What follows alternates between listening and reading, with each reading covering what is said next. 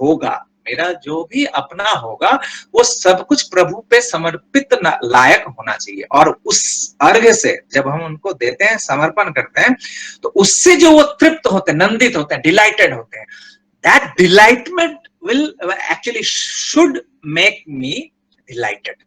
जो उनकी जो वो, जैसे एक माँ अपने बच्चे को जब खिलाती है और वो जो बच्चे के चेहरे पे जो वो मुस्कान आती है, तो उस मुस्कान से उसको लगता है कि चलो हो गया, सार्थक हुआ। तो इन दैट सेम वे, जो हम जब इष्ट को जब कुछ हम समर्पित करते हैं और वो जो नंदित होते हैं, वो जो तृप्त होते हैं, तुष्ट होते हैं, तो मैं नंदित होता हूं। और वही that will be the meaningfulness of life, that will be the blessing of life. We will be blessed, जो हर तरह से in all respects हम सार्थक होते हैं। और यही सेल्फ सेटिस्फैक्शन, आत्म प्रसाद है जो मुझे अभिनंदित करती है, वेलकम करती है। तो मुझे लगता है कि ये वाणी को हम तीन तरह से, इसको तीन पार्ट में इस तरह से हम सोच सकते हैं। तो दैट्स इट। अगर और किन्हीं को अगर कुछ कहना है इसके संबंध में। यहाँ पे उनका क्वेश्चन था कि अभिनंदित हो जाओगे, लास्ट वाला में बोलते हैं कि अभिनंदित करेगी, और उसके पहले बोलते हैं कि तुम नंदित हो जाओगे। तो ये नंदित और अभिनंदित, ये दोनों क्या सेम है? एक चीज है, सेम, करीब करीब सेम ही है, लेकिन अगर इसको हम धातुगत इसको दें तो एक मिनट अभिजीत, एक मिनट। तो अगर इसको अगर हम थोड़ा सा इसको अगर ये करें तो नंदित जैसे है, जो उनको मैंने दिया वो नंदित हुए, वो खुश हुए, वो तृप्त हुए, और वही तृप्ति मुझ में एक तृप्ति लाई। और वो जो तृप्ति जब सार्थक हुआ जो ये, तो फिर मेरी वो तृप्ति भी जो है वो आत्म प्रसाद की स्मित मुस्कान तुमको अभिनंदित करेगी। दैट मीन्स अभि मतलब होता है टुवर्ड्स, अभिमुखी। तो जो उससे भी जो तृप्ति आई, वो तृप्ति भी उनके लायक है। ये अभिनंदित मतलब वो अभि जो शब्द है, ये है टुवर्ड्स, जो उसका जो डायरेक्शन है, जो एक है जो मैं खुश हुआ, और ये मेरी खुशी भी उनकी ही ओर फिर से धावित होती है। तो वो अगर नंदित, अगर सिर्फ नंदित है तो वो डिलाइटेड हुआ, और फिर मेरा जो ये आत्म प्रसाद जो मुझको मिला, तो ये जो मेरा डिलाइटमेंट है, ये भी टुवर्ड्स हिम है, ये भी उनकी ही ओर फिर से मुझको पुश करता है। इस तरह से हम उसको अभिनंदित को ले सकते हैं। हाँ, गीता बोल रहे हैं क्या? नाम एक श्लोक गीता का इसमें सार्थक हो रहा है, मतलब मीनिंगफुली मैच हो रहा है, इसको कोट करना चाहते हैं। हाँ जरूर बोलो। गीता का कर्मयोग में भगवान बोलते हैं, मयि सर्वाणि कर्माणि सन्न्यस्य आध्यात्म चेतसा निराशि निर्मम भूत्वा युद्धस्य विगत ज्वर। Everything that you are doing, do it for myself, and continuously thinking of me. Continuously you think of me and do for unfresh nirash nirmam. Okay, you fresh my name and without any vigata jwala, मतलब संताप रहित होके you preach my name. That is the only thing that Krishna told, that is the only way. So you have to do everything for me, continuously thinking of me, and nirashi nirmam and vigata jwala, संताप रहित होके if you will do for me, you will attain me.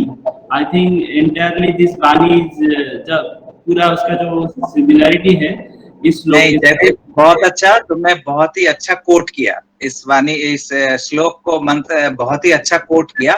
तो मुझे लगता है कि ये जो नंदित हम होते हैं, उनको देकर ये जो तुष्टि आती है, हमारी तृप्ति आती है, उनको नंदित देखकर जो मैं नंदित होता हूँ, तो ये मेरी नंदना भी ये फिर से मुझे कर्म करने को बाध्य करती है। तो मतलब कभी कभी होता ये है कि वो जो प्रोक्रास्टिनेशन है या जो तृप्त हुए, तो वो एक निश्चिंतता ला देती है कि चलो हो गया। तो वो नहीं, एक भक्त जो होता है तो निराशी निर्मम मतलब जो उसमें भी खुश नहीं होता है, वो भी उसको एक्चुअली आत्म प्रसाद है, सेटिस्फैक्शन है, लेकिन वो सेटिस्फैक्शन फिर से उनके लिए फिर से कर्म करने को बाध्य करती है। तो एक निश्चिंतता की भाग, अतृप्ति हमेशा, उस तृप्ति में भी एक अतृप्ति भक्त को हमेशा रहता है कि क्योंकि ये अगर ওই যে আছে वो जो वाणी जो ठाकुर जी का जो है कि অনন্ত হয়েছো ভালোই করেছো থাকো চিরদিন অনন্ত অপার ধরা যদি দিতে ফুরাইয়া যেতে तुम्हाके धोरी तो चाहिए तो क्या, अनंत तुम हो, अच्छा ही हो जो तुम अनंत हो, तुम रहो हमेशा अनंत अपार। अगर तुम पकड़ में आ जाते तो तुम समाप्त हो जाते, तो फिर तुमको कौन पकड़ना चाहता। तो उसके बाद कहते हैं कि যত যত পিছু ছুটে যাব আমি আরো আরো আরো দূরে রবে তুমি, ফুরাবে না তুমি ফুরাबो ना आमी तुम्हाते आमाते रबो एकाकार। माने जितना जितना पीछे मैं जाऊंगा तुम्हारे, तुम और दूर ही रहोगे, तुम भी नहीं समाप्त होगे, मैं भी नहीं समाप्त होऊंगा, तुम में और मैं में, मुझ में मैं, हम और तुम मिलकर रहेंगे एकाकार। दैट मीन्स कि ये अतृप्ति, एक भक्त कभी भी तृप्त नहीं होता। तो दैट मीन्स कि ये नंदना जो है, जो नंदित हुआ मैं, खुश हुआ उनको करने, लेकिन फिर से कर्म की प्रेरणा, तो ये आत्म प्रसाद जो है वो फिर से अभिनंदित, मतलब ये नंदना फिर से मुझे उन्हीं की ओर फिर से हमें डायरेक्ट कर देती है, उन्हीं की ओर फिर से दौड़ लगाते हैं हम, फिर से उनको उनके लिए करने को। तो निरंतरता, वो निरंतरता बनी रहती है। तो इस हिसाब से उसको सोच सकते हैं। तो হ্যাঁ অভিজিৎ দা আপনি কিছু বলছিলেন, সরি আমি তখন আপনার ওখান থেকে একটু সাউন্ড আসছিল বলে আমি আটকেছি। अभिजीत दा अगर आप कुछ कहना चाहते हैं तो आप कह सकते हैं अनम्यूट करके।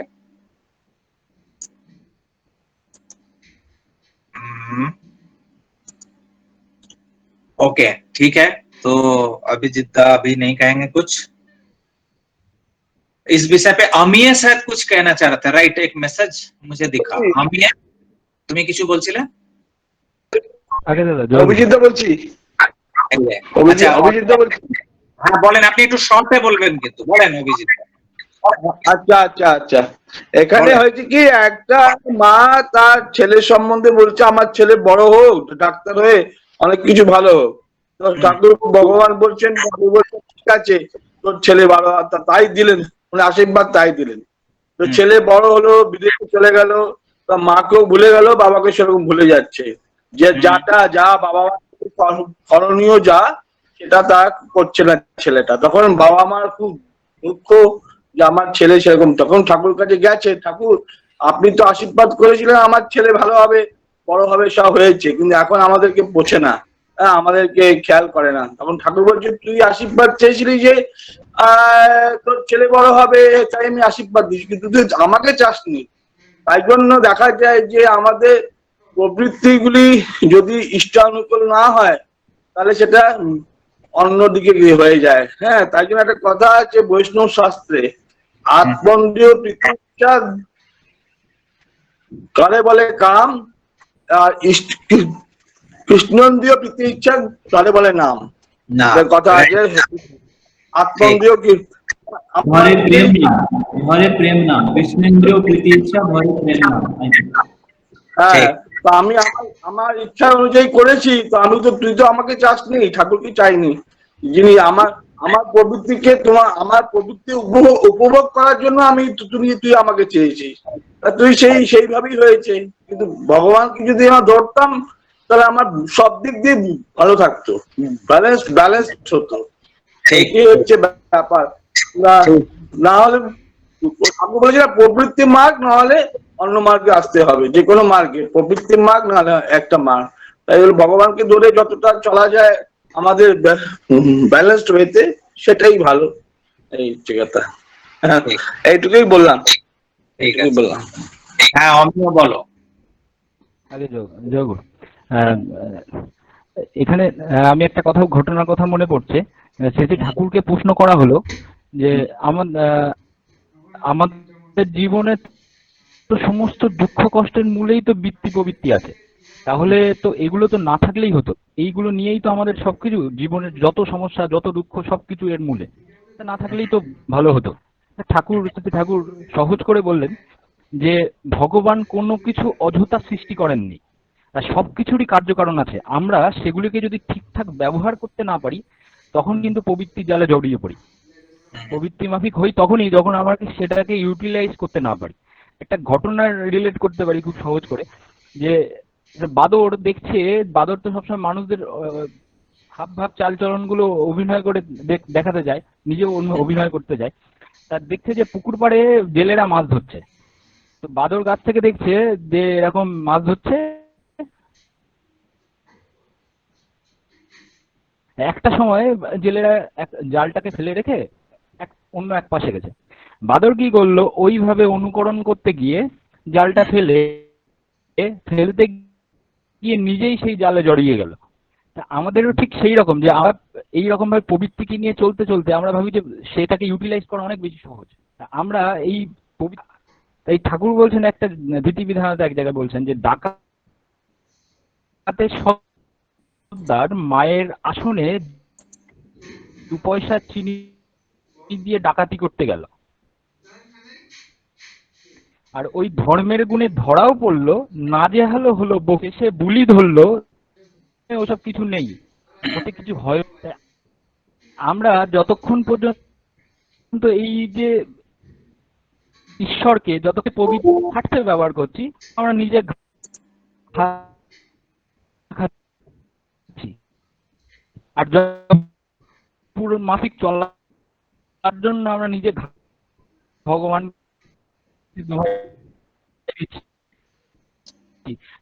আমিও তোমার অডিওতে গন্ডগোল যে মায়া না পেয়ে যাকেই দোষারোপ করে, তাই এখানে বাণীতে বলছে। শোনা যাচ্ছে? শোনা যাচ্ছে? তোমার ব্রেক করে করে আসছে। শোনা যাচ্ছে? হ্যাঁ এখন আসছে, ব্রেক করে করে আসছে। বলো। হ্যাঁ, বলছেন মানুষ যখন কাউকে দোষারোপ করার জায়গা না পেয়ে যাকেই দোষারোপ করেন তিনিই ভগবান, আর তখনই শয়তানের ভগবান দর্শন হয়। আমরা যখন প্রবৃত্তি মাফিক যখন ঈশ্বরকে নিয়ে চলি, আমার জীবনে যখন ঈশ্বর মুখ্য হয়ে ওঠেন, তখন আমার সমস্ত ভুল ত্রুটিগুলো সব আমি নিজের জন্য নিজেকে দায়ী করি। কিন্তু যখন আমি প্রবৃত্তি মাফিক চলছি, তখন আমার ওই প্রবৃত্তি মাফিক চলার জন্য আমি কিন্তু আমার ভিতরের ওই শয়তান প্রবৃত্তি তখন কিন্তু আমার ভুলের জন্য কিন্তু ভগবানকে দায়ী করছে। তাই এখানে একটা কথা বলছেন বাণীতে, যে ভূত ছাড়ানো শস্যেরকেই যদি ভূতে ধরবে, ভূত ছাড়ানো শস্যকেই ভূতে ধরার কথা।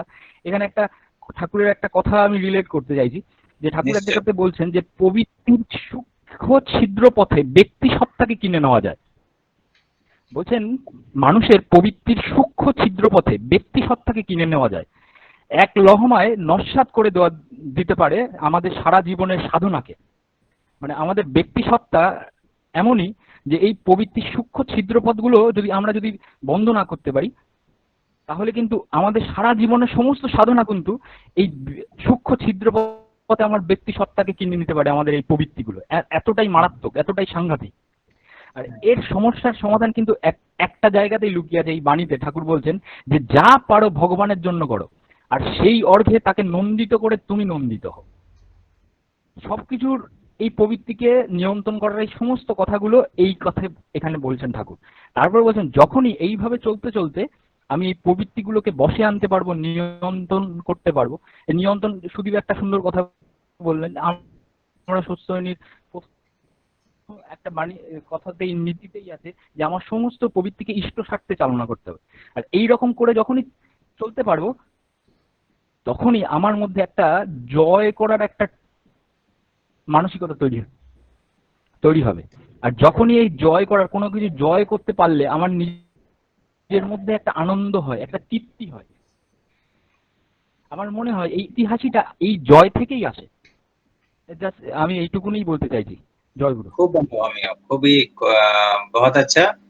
तो अमिया ने जिस तरह से कहा बहुत ही अच्छी बात है, जो एक्चुअली हम चलेंगे अपने प्रवृत्ति के अनुसार, और जब फल इधर उधर होगा तो फिर उनको दायी करेंगे, तो ऐसा नहीं चलेगा। अगर हम प्रवृत्ति के अनुसार चलते हैं तो फिर उसके लिए हम खुद ही अच्छे बुरे सबके लिए हम खुद ही उत्तरदायी हैं। और अगर ये दो चीज है जो एक तो व्यर्थ होंगे और दूसरी आस्था भी चली जाएगी। जो एक जो मेरा था, जो जिसका कोई नहीं उसका खुदा है यारो, अगर ये बात है तो, लेकिन चूंकि प्रवृत्ति के पथ पर चलते हैं और व्यर्थ होते हैं और फिर उनको ही उत्तरदायी करते हैं, तो जिसका कोई नहीं है तो अब खुदा भी नहीं रहा, तो एक आस्था जो है, एक फेथ का जो जगह है, वो भी नष्ट हो जाता है। अगर हम ईश्वर को भी अगर उसके लिए दायी, उत्तरदायी अगर ब्लेम करते हैं, तो ये दोनों एक ही बात है। जो तो जिससे एक्चुअली हम अपने वृत्ति प्रवृत्तियों के चोट से जिनके द्वारा हम बचेंगे, उनको ही हम नष्ट कर देते हैं अपने जीवन से। तो फिर तो इट्स पैथेटिक लाइफ कह सकते हैं। तो मुझे लगता है सार मर्म यही हुआ कि बीच वाला जो पॉइंट है, जो everything we should dedicate to him और फॉर हिम। तो बस आज का डिवोशनल सॉन्ग्स में जाते हैं। हाँ, तो सबसे पहले हम ये संदीपा बासु, आप हैं? संदीपा बासु, पश्चिम बांग्ला से संदीपा बासु आप हैं उपस्थित?